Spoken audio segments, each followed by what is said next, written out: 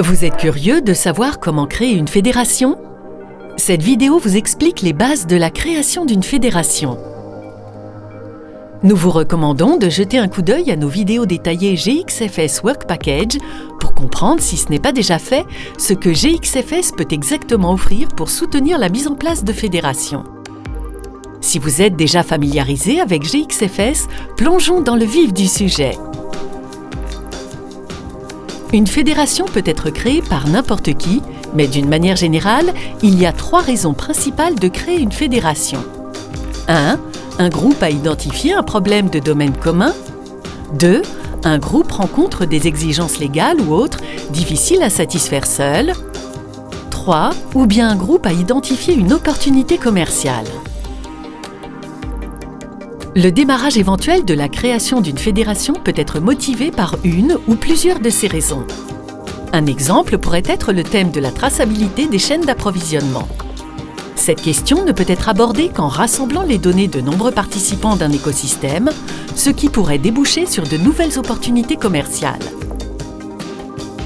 L'essentiel est que l'élément déclencheur soit suffisamment fort pour que toutes les organisations reconnaissent que l'avantage de résoudre un problème commun est plus important que les préoccupations potentielles liées à la collaboration avec leurs concurrents. Une fois que cette base de coopération est claire, la fédération peut être mise en place. Une fédération désigne un ensemble souple d'acteurs en interaction qui, directement ou indirectement, consomment, produisent ou fournissent des actifs et des ressources connexes.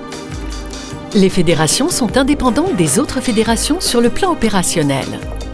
La fédération est généralement mise en place par un organe officiel et implique la formulation d'une déclaration de mission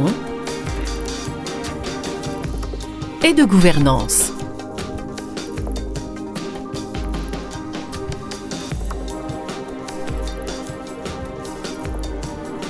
La fédération est mise en place par l'affectation d'un fédérateur qui est chargé de la mise en place et du soutien opérationnel.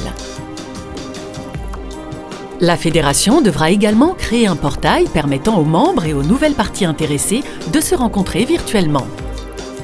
La fédération doit ensuite créer une première identité numérique qui servira de point d'ancrage initial pour l'aider à devenir un acteur crédible dans l'écosystème numérique.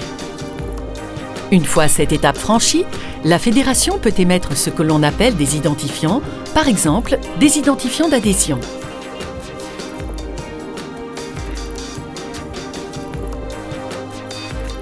Merci d'avoir regardé et bienvenue dans la communauté Gaia X.